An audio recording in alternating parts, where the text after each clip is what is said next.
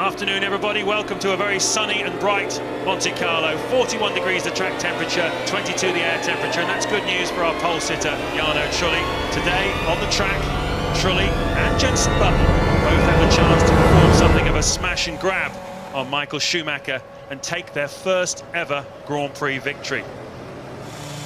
We're looking at the point of view of Michael Schumacher, world champion. Those are the three cars he needs to beat this afternoon. Can he come through? Can Trulli keep his nerve? We'll find out in a second. Go! Great start by both of the Renaults, and Button's fighting a rearguard action. Once again, the Renaults electric on the start line. Look at Sato around the outside, and Raikkonen as well. Schumacher's lost ground and part of his nose, I think. Certainly one of the Ferraris has had some damage.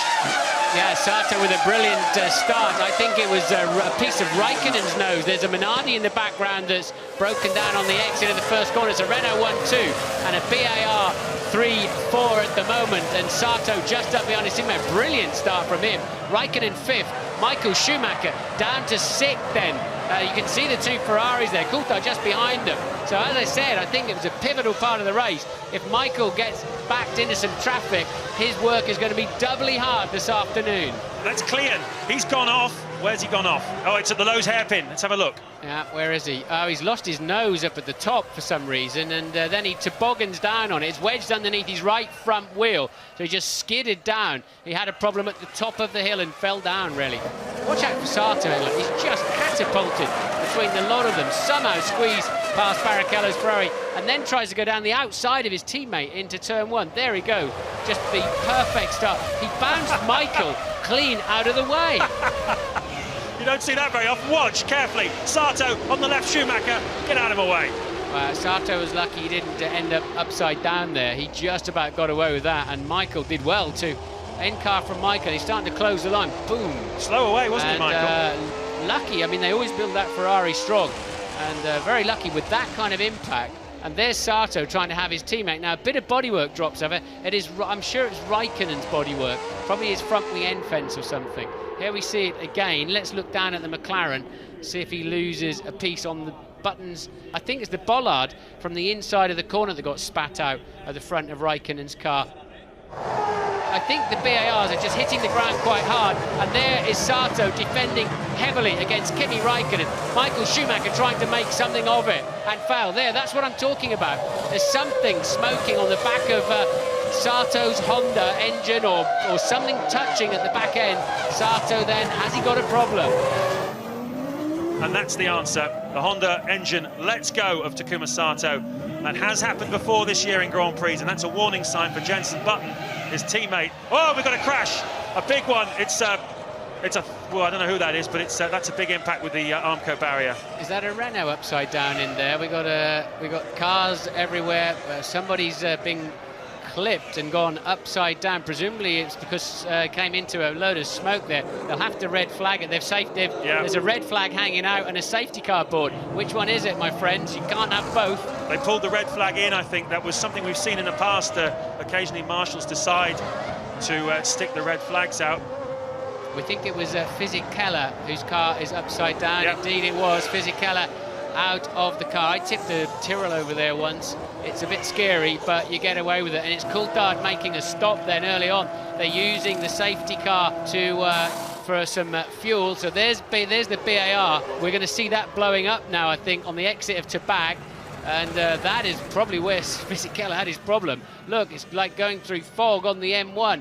Now we're going to see it from the back of Sato's car. It's going to launch itself on the way to Tabag. And all the way, and then that is what Raikkonen's trying to drive through.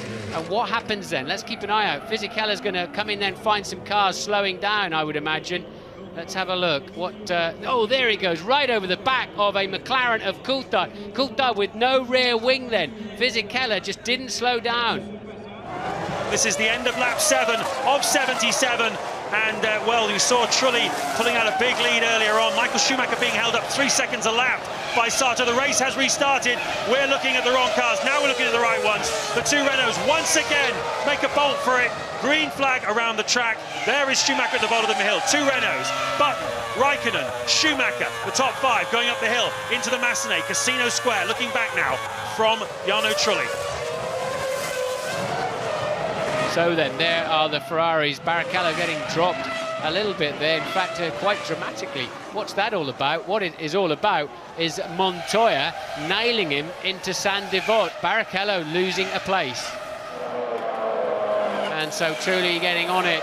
And this is bad news that Jensen really is the first of the main contenders to stop. Raikkonen carries on, as does Michael Schumacher behind him. The two Renaults are out front, so now Jensen needs a great outlap because he really has blinked first of the main contenders this afternoon.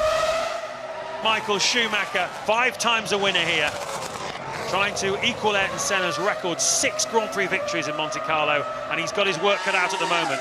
Jensen's early pit stop has put him behind Zamata in the Toyota, and he's now holding him up. It's costing him dearly. Michael Schumacher, I'm sure, is going to leapfrog Kimi Raikkonen when he stops, and also I think he's got a great chance of being somewhere near Jensen Button. Trulli pits from the lead then. Important part of the Grand Prix. At the end of lap 23, Michael Schumacher was just 8.6 seconds adrift. Don't think Michael's going to take the lead here, but he could easily move up to 3rd place. Away, looked a solid stop. Yes, Fernando Alonso comes in. Unfortunate, I don't think he's racing Jensen Button. I think Button's only racing Michael Schumacher anymore. There's a little problem on the left rear, but all the tyres are off. All the new ones are on. Let's have a look. That's longer filled than Trulli. Still a very good stop by the Renault boys. Wow, so slick. It's like clockwork, isn't it? And you can see he came in behind the Toyota and he leaves in front of it. OK, Button's got to push now if he wants this. Hopefully the team will have radioed him. It's going to be very tight on the exit here. I wonder if they'll even just short fill him a little bit on this one, James, to give him track position. Fill him no more, absolutely no more than they have to. There are the Renaults. They'll be going through 1 and 2. Michael's away, though, isn't he? He's away already. Pit lane speed limiter's going to hold him back. One Renault goes past into the lead. The second one surely will make it too, but only just. And where is Button? Button's behind. He has indeed got through. Michael, I'm sure, has got ahead of Jensen Button and Kimi Raikkonen. There's Jensen at the bottom of the hill. That is why Michael's laps were so brilliant. He's leapfrogged a couple of key drivers. Now he's got clear sight of Renault, and they'll all be shaking in their boots. Down at McLaren, Kimi Raikkonen has retired. He's out of the Monaco Grand Prix. The team saw something on the telemetry. Something was not right, and when he came in, they were paying attention to the rear of the car. But that's it, another retirement for Kimi Raikkonen. Worst case scenario here, trying to lap 2 drivers who are fighting each other tooth and nail. Massa spotted it and lets Trulli through. And can Alonso gain from that too? Heidfeld, I think, will be fairly well behaved, but nonetheless, this costs you serious time when you're tucked up in the dirty air of another car heading towards what is already a difficult section, the blind crest into Massenet. And look, Trulli getting held up too, so Heidfeld probably not as well behaved as he should have been, and he's still not about to get out of the way, and now he does, but Trulli having to get on to the dirty part of the grid. Alonso getting squeezed up against the barrier. Has Heidfeld seen him? Yes, he has, and now Heidfeld's in danger of losing a place. And look how close Michael Schumacher is now, as they've lost so much time. I love this circuit, and it was... Whoa, sorry to interrupt you. We've got Fernando Alonso, who's gone off. It looks like he's come out of the tunnel backwards, and a very big impact for the Renault driver. 2nd place, Fernando Alonso. And safety car is out. Safety car on the track. Alonso's dropped it on the exit of the tunnel. I wonder if he clipped that curb under braking. That is so odd for him to have. No, look, let's watch this. Oh, he's gone offline, passing a car in the tunnel, got on the marbles and straight in the wall. So he's had his accident in the middle of the tunnel, lapping the Williams.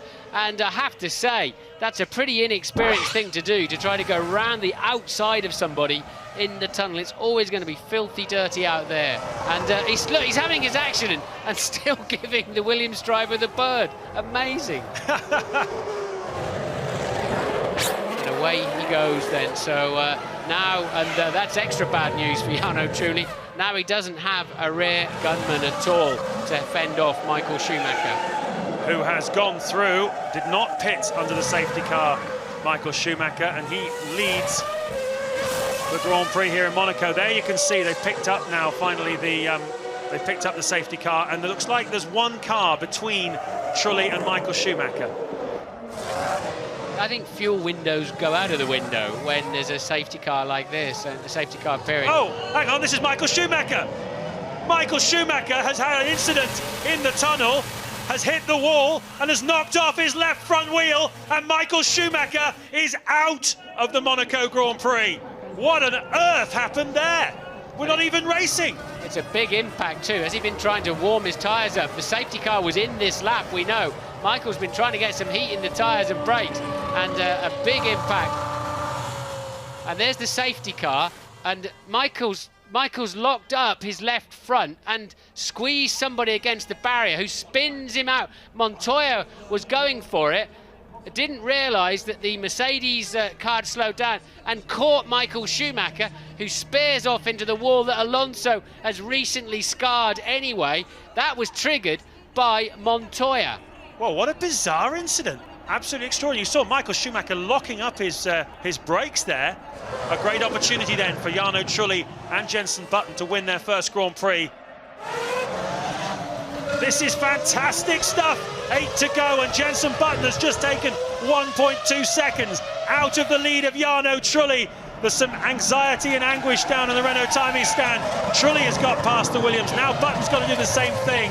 As Martin said, though, getting up behind the Renault is one thing, passing quite another, as we found out a few years ago with Nigel Mansell and Ayrton Senna here. Mansell forced to make a late pit stop, came out behind Senna and could not pass him. Those of you who followed Grand Prix racing that long will remember the efforts Mansell went to. He almost tried to go around over the top of him, as going around the side was absolutely impossible. Look how close Jenson Button is now to the Renault of Jarno Trulli. He can almost read the sponsor's name on the rear wing. A grandstand finish in store here in Monte Carlo. Out of Mirabeau, down to Lowe's. Having to wait for the man in front to hit the gas before you can hit the gas himself. Down to Portier. This is where Ayrton Senna threw it off back in 1988 when he had the race won. It's almost as if Trulli's tightened up, you know. It's almost like he's now beginning to watch every little slide, because he's losing a lot of time to Jenson, and he's just going to have to free himself up inside that racing car. And he's giving the barriers plenty of distance. Jenson's pushing the limits much harder than Trulli at the moment. Trulli with track position, but you sense he's tightening up with so few laps to go. Into Saint-Devote, 60 miles an hour then as they go up the hill. The famous hill, been in use here since the 1920s, when a man called Anthony Nogues decided it would be a good idea to let Grand Prix cars loose on the streets of the world, this famous principality, tax haven for the rich and famous. Back marker ahead, but I don't necessarily think it's going to come into play, but there is a back marker, and really Jenson's just fallen back now into Trulli's place. Indeed, the Minardi is there. Will he see them coming? He's going to be in the tunnel as they approach him, so it's still a critical moment for the two leaders as they head into the darkness and the wilderness of that tunnel. Where are they going to meet the Minardi? And it is after the exit.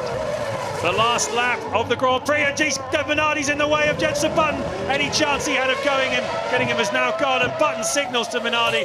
It's not really his fault. It's very unfortunate where he caught him. I don't think Button could have done anything much, and that probably has handed the initiative to Jarno Trulli.